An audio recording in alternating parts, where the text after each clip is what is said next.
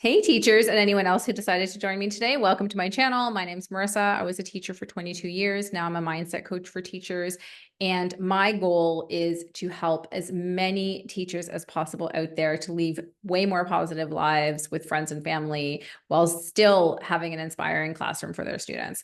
Now, let's get into it. Before I begin, if you find any value in what I'm about to talk to you about today, please like and subscribe. And most importantly, join my community if you're a teacher. I do a weekly newsletter where I drop a lot of value for teachers. So I would love to have you there. Everything's in the show notes below. All right, so we are talking about a really important topic today, protecting your time. Now, before you can get into the 20 tips and tricks for protecting your time, you have to actually start figuring out the biggest thing first is what exactly is stealing your time in a day? And I'm not talking about those things that are completely beyond your control, like, Joe fell down and like skinned his knee kind of thing, and you got to sort it out. I'm talking about the moments in the day that you are choosing to engage in something when you could be focusing on your goals for the day. Okay. So you may not realize that there are those activities that you are engaging in, because the fact is procrastination is the thief of time. All right. I'm an English teacher. I love personification. So I want you to imagine procrastination as this little annoying thing beside you, and she is stealing your time and they are not giving it back. All right. It's gone. Now, I get procrastination. Okay. Our brains are actually designed to protect us from things that are difficult or boring. That is why we procrastinate, because we know that something might be taxing on our mind. We know that it might be boring. So we choose to engage in other activities that will prevent us from doing that thing. But we can't let that happen if we want to have successful time management. The only way we can stop this is through our own self-discipline. We need to ask ourselves, like, what is actually more important right now? Why am I doing this, right? When I should actually be doing this. I'm going to take that time and I'm going to go and I'm going to do it. So you have to actually start figuring out in your day, start to analyze, wait a minute, what am I doing right now? Like, is this the best use of my time? No. So I can't moan about the fact that I have no time when I am sitting here or standing here with someone actually being completely unproductive. Okay. So I'm going to focus on the 4 biggest areas that take our time. All right. Number 1 is scrolling through social media. Now, if you find that you are scrolling through social media, you're going to love my time limit point coming up. So get your phone on focus, set up your focus in the settings, okay? And actively say to yourself, stop, right? Nothing what I'm learning today is so relevant that it can't be learned later, right? Unless you are purposely finding a solution to a problem. And that is what I'm going to say as well. You want to actually be like, okay, I'm speaking to someone, I'm doing something. Is what I'm doing right now helping me get a solution to any sort of problem that I might be having at school or as a teacher? Okay. And if the answer is no, then you can identify that as like time thief, right? You do not want that thing to be stealing your time. So you are going to change that behavior. So number 1, scrolling through social media. Number 2, games. Okay, playing games, and like actual games on your phone or on your computer. And number 3, shopping. Okay, so online shopping. Any of those 3 activities, if they are not solving a problem that you have in your job, then not worth it. Okay, you have to identify them and stop those immediately. Otherwise, you're just going to keep wasting time. The last one is being careful about how much time you are actually spending with coworkers talking about nothing important. And that could be gossiping, which I personally feel is an incredibly like toxic trait. And you want to be really careful if you are gossiping, because anytime you gossip about kids or about other like teachers, that is all beyond your control. There's nothing you can do. So unless you are turning the situation around to be like, okay, well, this is a problem. Can we come up with a solution instead of just mindlessly bashing someone for something maybe they can't do or something that maybe we don't like, but it's out of our control, right? So you almost want to say to yourself, if someone is gossiping with you, okay, I'm so sorry, but I've got to go and work on this project, or, or you might think of a problem again and you might ask them, listen, I've got this problem. You're like just like cut them off. Like, I've got this problem. I've got this parent. I've got this email I've got to send. What is a solution that you could like help me with? Right. So you're switching the conversation to be like a problem and a solution. Also, lastly, the last thing that can steal your time is overthinking an email. Okay. So, number one, when it comes to emails, is if you're overthinking how to write an email, because you got to be really careful of your tone, put your prompt into ChatGPT and ask ChatGPT to give you warmth to the email. So, like if you're sending it to a parent, it's very warm, right? So the language is warm. And follow my FFS strategy for writing emails. F, stick to the facts. Okay. Don't go in and give like a whole bunch of flowery other information. Stick to the facts. If you have to, like, bullet point them. F, be formal. Be as formal as possible. Unless you're going to go into ChatGPT and get like that warmth going. Okay, that's fine. But you want to remember that people misunderstand tone. Okay, so when you write something, you're never sure how the tone is going to be to someone else. That's why your best bet is to often be formal. Last one is like S, keep it short. Keep your email as short as possible. But again, if you are overthinking an email, that is stealing your time. Okay, either get someone else to help you write it, go into ChatGPT and prompt and get it written. Because if you sit there and overthink an email, that can steal just way, way, way too much time. Okay, so once you figure out the things that are stealing your time, it's up to you to decide to use the self-discipline to change that behavior, like I said before. Okay, so we're going to go through the 20. Number one, set goals for yourself. This is something that I did that I really liked. Basically, every day, I would set 2 to 3 goals for myself. I would usually do it at the end of the day. And because our brains are like hardwired to want to achieve, like to like tick that box, basically, I would love it when I achieved that goal. And a goal could be as simple as, I'm going to spend 20 minutes today figuring out how to like organize a specific event that I'm in charge of. Maybe I have to ask someone a few questions, or I have to go and research like what are the steps that I need to accomplish, but I'm going to spend 20 minutes doing that. Okay. And it could be, I'm going to spend break walking around the field. So I get a little mental health check and I get myself out into nature and I like breathe in some air. Yeah, it could be as simple as I'm going to start my planning for next week. But whatever you do, put it down as a goal, put a time limit on it. Okay. In a minute, you'll see why time limits are important. And then that way, when you are involved in another activity that might be stealing your time, you can be like, wait a minute. I know what I could be doing right now. Yes, I know it might be boring. Yes, I know it might not be fun, but I am going to do that so that I can like say, I actually accomplished my goals today. I didn't scroll endlessly. I didn't get sucked into like some gossipy conversation. So that is number one. Number two, each day, I want you to learn one new keyboard shortcut and one new email shortcut. Okay. So I love tech, but there are tons of keyboard shortcuts that I don't even know. I remember the day that I realized I could take a screenshot of my Mac using keyboard shortcuts. Like that was a total game changer. And even recently, I've learned a whole hack to pasting, right? Instead of Command V, I can do Command Shift V, and it pastes just like my document. Another game changer. And that's only something I learned recently. So if you are not a keyboard shortcut person, or even if you are, go search up a list of keyboard shortcuts for Windows or Mac, depending on what you're using, and learn one. Whether it's one a week or one a day, you learn it, you teach it to someone, okay, because you'll stick in your head. Once it is stuck in your head and you can use it without thinking and you know what it is, then you can go and learn the next one. right? At the same time, you're going to try and learn an email shortcut, or not an email. Yeah, it is like an email shortcut. So how can you make your email provider work for you? Okay. So for example, if you're in Gmail, right, you might want to learn how to use templates. You might want to learn how to use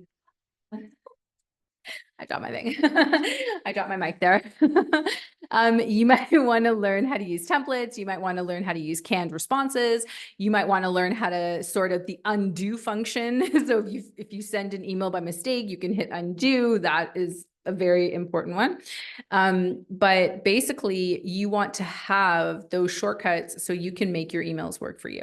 And most importantly, with email shortcuts, like if you don't have folders, I'll mention this later, but folders are a big thing with emails, because we know that emails are really like they steal the time, big time. Okay, number 3, time limits. All right. Now, I subscribe to Mind Valley, and I watched an amazing series on procrastination.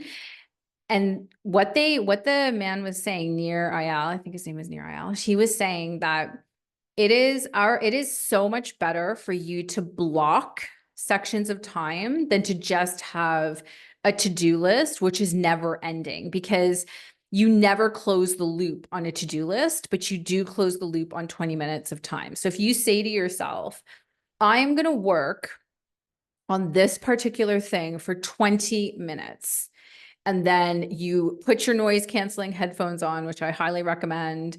If you can, get a sign for your class that says do not disturb unless urgent, right? Get your phone on focus, get your focus music on. I recommend the Pomodoro timer music. I love the Pomodoro timer. If you don't know what that is, make a note down below and I will definitely do like a little video on that. But you want to set time limits for something specific. So for instance, you're going to spend 15 minutes answering emails, and then you're going to make it a little game, right? Because we know how like fun answering emails is.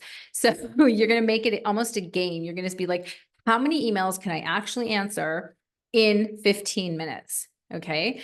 And then you're going to like get to it. You're going to see blah, blah, blah, blah. What can you do? Right. And if it has to be done, if it can be answered straight away, answer it and then archive it. Okay.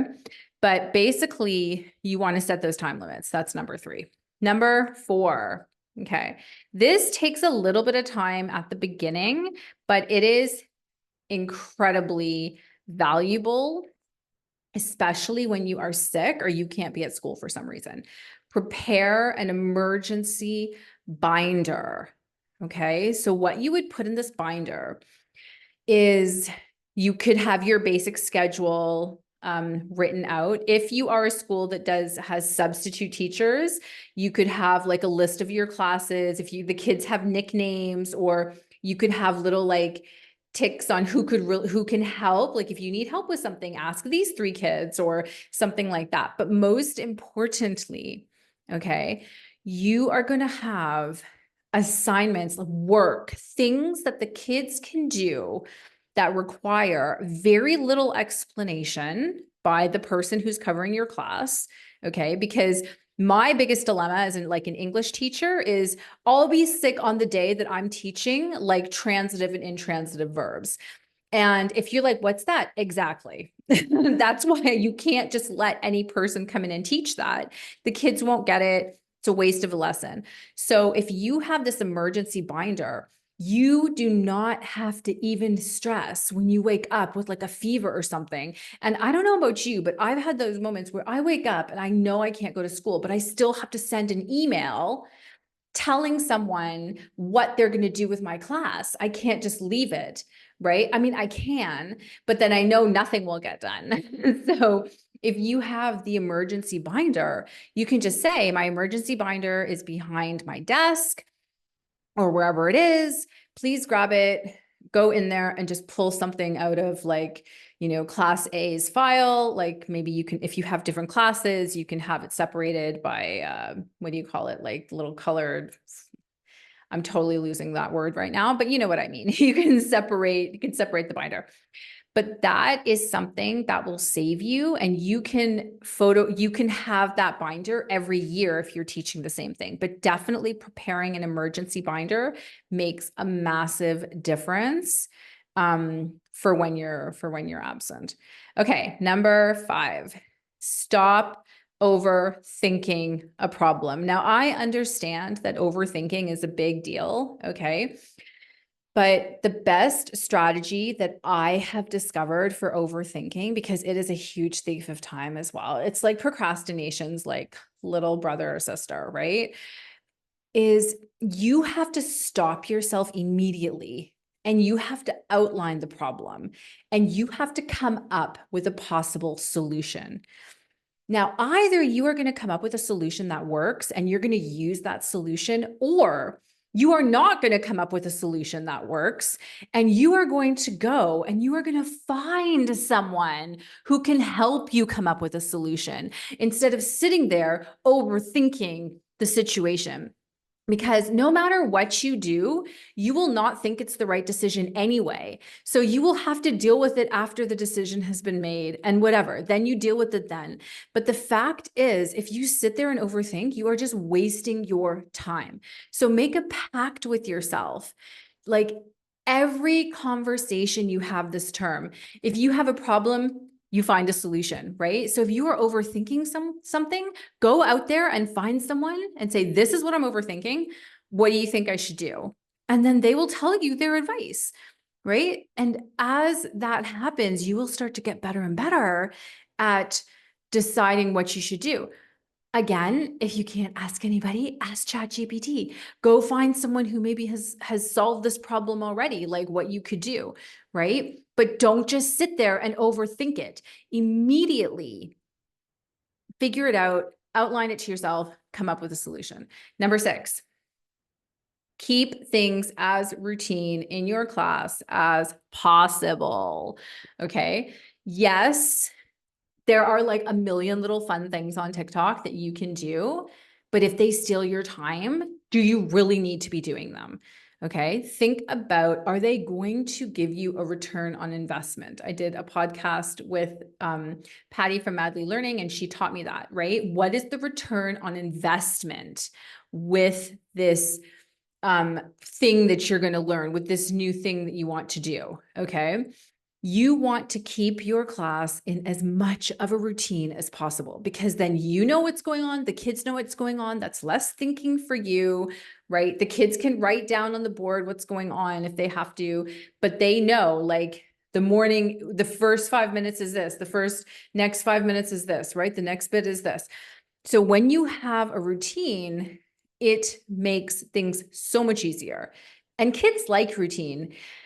Sometimes we're told, no, you got to switch it up all the time. I don't know about that. Like, kids like routine. And this leads me into number 7.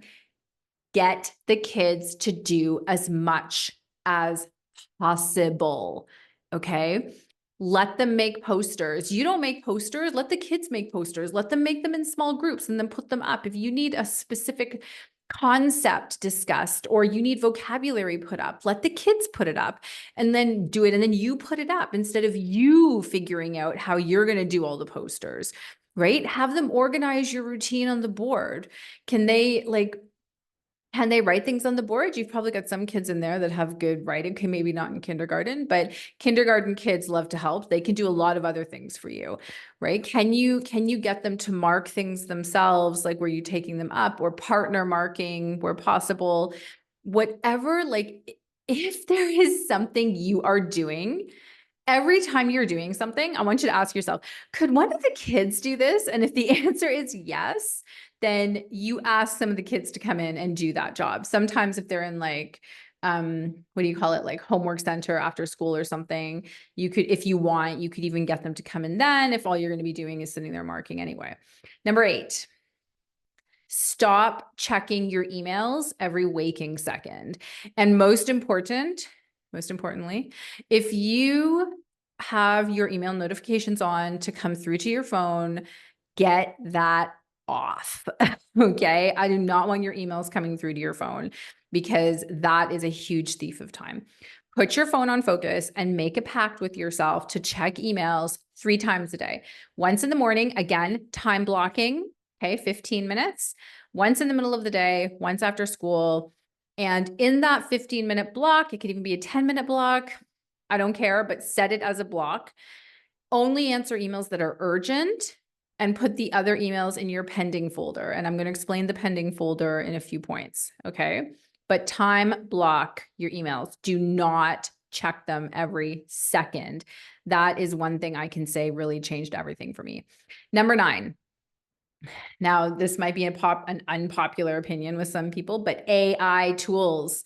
Do not underestimate that AI is the future. I mean, come on, right? This is my best advice. I wish I had had some of these AI tools when I was teaching.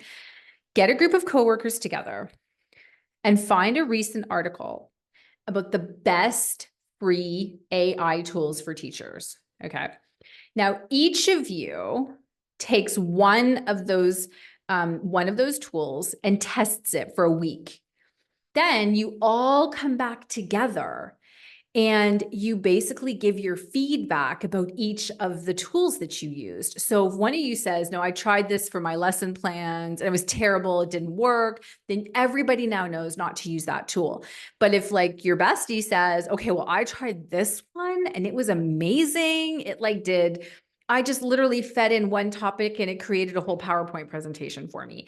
Then everyone's like, okay, amazing. Like we put that on our list of tools we're going to add and start using to help save us time, right? So any of those, and you could do that a few times because there are so many like AI tools for teachers coming out, but there's no way you're going to have the time to test all of them. So get a group of people together. Each of you takes one. Then you have a little bit of feedback. If you have time, you can kind of show each other as well, like how it works. Because that could also be something you look at, like, was it really easy to figure out or not so much? Yeah, that is definitely something I would do. Please don't be scared of AI. I mean, it is absolutely like the greatest thing.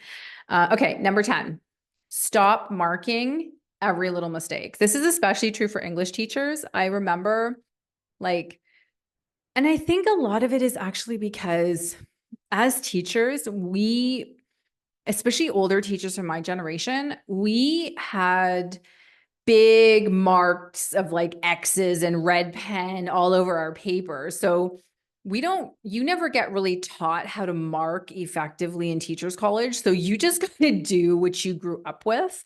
And our teachers used to put like every little mistake. And it was so difficult to actually navigate what they were saying about my work that I really only figured out a couple of things. I never understood everything. It is demoralizing for the student to see tons of marking on their paper, and it's a nightmare for you. So choose one focus area and give feedback on that area. Okay. If a student struggles with spelling, pick a few words and either write SP and then write down those 3 or 4 words at the bottom that you want the student to focus on, or tell the student they have to look up the correct spelling and write them back or something like that. But don't feel like you have to mark every tiny little thing. Ideally, if you can, I mean, you can even go around and like do marking while the kids are working. That's also not a bad idea. I think I mentioned that later on, actually. All right, number 11 is batch planning. So I was always the teacher and who planned kind of like every week, 1 week, 1 week. And it is really hard and it takes up a lot of time. And I remember when I had a student teacher and she was planning like one lesson. This is in South Africa. And she was planning one lesson. And she had been taught, like her lesson plan was like 15 pages. And I was like, this is completely unrealistic for a teacher. There's no way you could have one lesson plan be 15 pages long. It's outrageous. So I would encourage you to try batch planning, and I would save all your planning for the following year as well. Because if you teach the same grade, that's why teachers are in the same grade so often, I think, because they don't really change up the planning too much. But you want to try and plan kind of like several weeks in one sitting. Make your weeks as routine as possible. So Mondays we focus on this, Tuesdays we focus on this. Then obviously save your planning. And then you just tweak it each year. All right, number 12. This is when you have a meeting with a parent, okay? Or another teacher, actually, if it's like a teacher that's not like your bestie teacher. Determine the desired outcome, all right? Now, before the meeting, what I want you to do is I want you to write down the desired result that you want out of this meeting.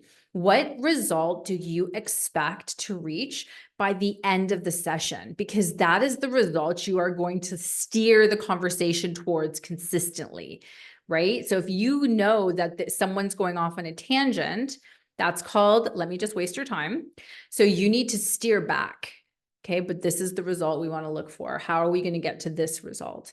Because this practice, the more you practice this, it will justify that time and effort that you are in the meeting, and it will help in time management because you are going to get that meeting finished quicker because you've steered towards the result. You know the result that you want, the desired outcome. All right, number 13, this was my nemesis.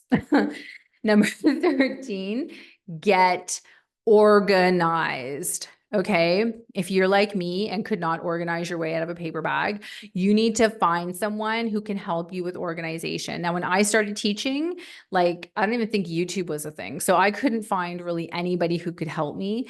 And I just had stacks of paper like everywhere. So when it comes to organization, do you have a fixed mindset like I had back in the day of, oh, well, I'm just not an organized person. I'm just like, that's just how it is. Or do you have a growth mindset, which is like, you know what? Organization is not my strength, but I'm going to find someone who can help me, right? It might not be my strength yet, but I think if I work at it and I learn some strategies, I can definitely get better. So you want to make it a personal goal to like get your space more organized. Because when your space is messy, like it can create distractions in your mind instead of calming your mind down. Imagine it. You know how it is when you walk into the kitchen and there's like dishes everywhere. You're like, yeah, I gotta do all of this. But if you walk into the kitchen and like everything is clean, it's like, it's very calming and peaceful. And your classroom is exactly the same. So if you are not an organized person, start figuring out where you need help and then find people who are organized and say, okay, what's your number one tip for me? What can I try? What can I start doing? And do that thing, right?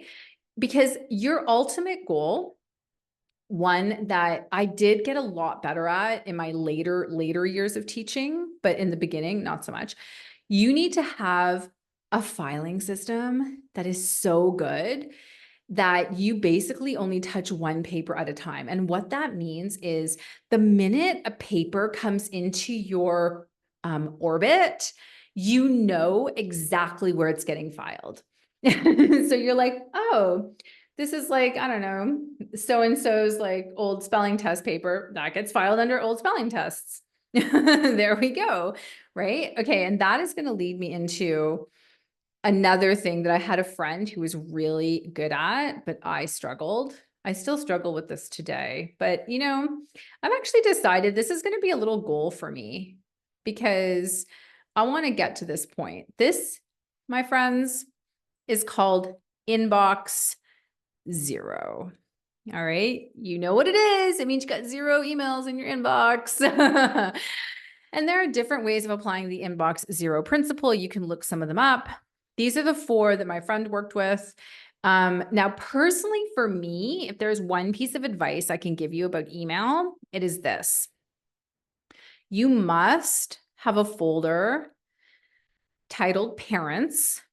Okay. And then you have subfolders for the specific parents that are sending you emails. Now, normally I would say have a subfolder for every child in your class, but if you don't have the time to organize that, just start creating subfolders as parents email you. So like if, I don't know, like Sipo's mom emails you, then you've got, you're going to put, a folder for Sipo, and then all of the emails that come through regarding him will go into that folder. Okay. Because that way they're out of your inbox. But anytime you have to track mails about Sipo, you've got them all in his folder. So you have, a trail, right? So everything is there and you don't have to worry about finding all of those emails. All right. Now, here are the 4 principles for an email, which ideally you want to work towards having this happen the minute you get the email. Okay. Number 1, delete the email. It has nothing to do with you. Or it's like you subscribed to a newsletter and you've read it. Now you don't need it anymore. You can delete it. Okay. Number 2, you want to save that email. Okay. You don't want to delete it. You archive the email, because remember, archived emails you can search for. And you can always, there's parameters with searching, right? You can say, I want to search for this, but it has an attachment, doesn't have an attachment, et cetera, et cetera. So you always want to archive, because that gets them out of your inbox. Number 3, okay, answer the email. So number 2 means you need the email. You didn't have to respond to it, but you still need that email. So you can archive it, right? Or of course, you can always put it into a folder straight away, like your parent folder. If it's a parent, definitely into the parent folder with the specific subfolder for that student. Okay, number 3, answer the email and archive it. And remember my FFS, right? Stick to the facts, be formal, keep it short. Don't go into like a whole big mess of anything, right? Sometimes people just need like an acknowledgement that you answered the email. Answer the email, archive it. Number 4, answer the email. And I learned this from my friend. So she would always have a folder called pending. And what pending is it means either I still have to get to that email, or I need to like make sure they've responded to that email. So I got to like follow up on it just in case. So she would have a pending folder, and then any email that she needed to go back to, she would put in the pending folder. And once the pending folder email had been sorted, then she could archive it. All right. But she would always put things in pending. All right. That is inbox 0. If you have any tricks for email, like please, oh my gosh, put that in the notes, or not the notes, like comment below, please, please, please, because email, yeah, it's crazy. And also, by the way, if you have a Gmail and you do not have promotions and what's the other one, like social. So you've got like emails for promotions and social going into those 2 they're not subfolders, they're like headings at the top. You don't know what I mean? Message me down below and I will explain it. But that must be set up for your Gmail. Okay. 15. At the end of the day, this goes back to my original. You're going to create a to-do list. Okay. You're going to have your time block, right? This is just to kind of dump it out of your head. So you're going to have a to-do list. If you can time block something, time block it, right? So say like, okay, this I'm going to spend 10 minutes, right? That is the game I'm going to play with myself. Like I'm going to race myself to get this particular activity done in 10 minutes. I call it an activity, but it's not really an activity. So basically you want to do your to-do list so it's out of your head and it's ready for the next day. And then make sure, of course, that your 2 to 3 goals are at the top of that to-do list, because that's the priority. Because anytime you find that something is stealing your time, you're going to go straight to those 2 or 3 goals and be like, okay, oh my gosh, like I'm going to focus on my goals right now. I'm not going to engage in this conversation. It's not serving me in any way. I'm going to go. That's the goal. Okay. Now, number 16, this is a big one. If you don't have your breath work sorted. All your mindfulness. Breathwork is my favorite. I wish I had discovered it 20 years ago, but I didn't. Pause and breathe, right? Because there will always be snags in your plan. There will always be things coming up that have completely derailed anything that you intended to do. Now, you have two options when that happens. One, you can get upset. You can complain about it. You can be like, oh, I can't believe we have to do this. I can't believe this happened. And then moan about it some more and be completely unproductive because now you've got a problem. But instead of trying to quickly figure out a solution, you're just moaning about the problem. Or two, you can immediately say, okay, I can't control what happened after obviously breathing deeply for a few times. I can't control what happened, but I can say, okay, this happened. Now, what can I do to deal with it as quickly as possible and get back to my routine, right? Because remember, what's our mantra? Always match a problem with a solution. Be solution driven, okay? Always try to come up with a solution. Think of your solution. Even if people don't accept your solution, doesn't matter. You're still getting into the habit of coming up with a solution because eventually they're going to be like, that's a really good solution. We're going to go with that. And if not, go to someone else and be like, oh, I don't know if that solution is going to work, but this could work. Boom, problem, solution. Number 17. This is like, I think seems pretty obvious, but I had a teacher I had a colleague who didn't really know how to manage this too effectively, but don't clean your class by yourself. At the end of the day or the end of a lesson, if you need to clean your class, put on some music, take 5 minutes and just get it done with your students. And don't panic if it doesn't look perfect, as long as it just looks good. Like it doesn't have to look perfect. If you want to do like a deep organization, get your best organized students and get them to come in for like 10 minutes, maybe if they're there in the morning or whatever, and they can do like a deep organization once a week, that's also perfectly fine. But otherwise, yeah, never, ever, ever clean your class yourself. Okay. Now, number 18, start using a timer in your class. So I learned this from one of my podcast guests who also was a teacher, but she left to start her own business working with parents and students on executive functions. Now, if you don't know what executive functions are, because I certainly didn't, it's all of those things like time management, organizational skills that we struggle with. And we often aren't taught how to do. We often have to rely on ourselves to figure it out. And we don't always choose to do that. So I believe if you use a timer in your class, kids will actually start to see passage of time and start to get a better feel for how things pass, like how time actually does pass. Especially those kids that you often have to wait for. Although if they do have a device, I always tell my kids to just like take a picture of something if they can't copy it down fast enough. But if you have a timer, they might be able to get a little bit quicker. And you could even say to them, okay, let's see who can write the date in less than a minute, right? And you put the timer on. And then a lot of the kids are going to see if they can beat the timer. Yeah. So I think that might be actually quite valuable.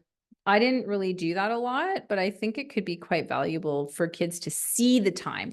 And I'm not talking about just a timer that is on like your phone or something. I'm talking about like it's on your whiteboard where like if you've got an interactive whiteboard where the kids can see it. You need a timer the kids can see. That is, I think, the most important thing. Okay, number 19, almost there. Learn to let things go. Okay, if you are a perfectionist, remember, your class doesn't have to look perfect. You don't have to mark every single piece of work. Sometimes work is just a practice thing to get kids into like understanding something or get them to actually read it back to a friend or teach it to a friend, right? Or walk around and quickly check things as the kids are working, because I know I never used to do that. That was actually a bit of a game changer for me. I used to be the teacher, like sitting at her desk a lot of the time, trying to get other things done while the kids are working. But if you walk around and you kind of tick or sign something, like a lot of times it's less that you have to do later. Um, yeah, it really does save a lot of time, like seriously. Okay, so just learn to let things go. Things don't have to be super perfect. If you're a bit of a perfectionist, like try to just work on that and be like, let the kids have fun. It doesn't have to be perfect. It can still look good. And lastly, number 20, ask your coworkers for their favorite way to save time because you might learn a trick or two. There are more ways out there than what I have created here. Teachers are always finding tips and tricks to save time. And if you ask a coworker, what did you just do? You saved yourself some time because now you didn't have to go and investigate this strategy that your coworker is using. Your coworker could be like, oh, well, I just do this. And you're like, oh my gosh, it's genius. All right, guys. Most importantly, thank you so much for listening. If you found this valuable and you want to join my community, like I said, it's in the show notes below at my website. Please like and subscribe. Please comment. Please ask me if there's anything you want, like any questions you have. I'll be happy to answer them. Most importantly, have a stunning day, and I will see you again in the next video. Bye.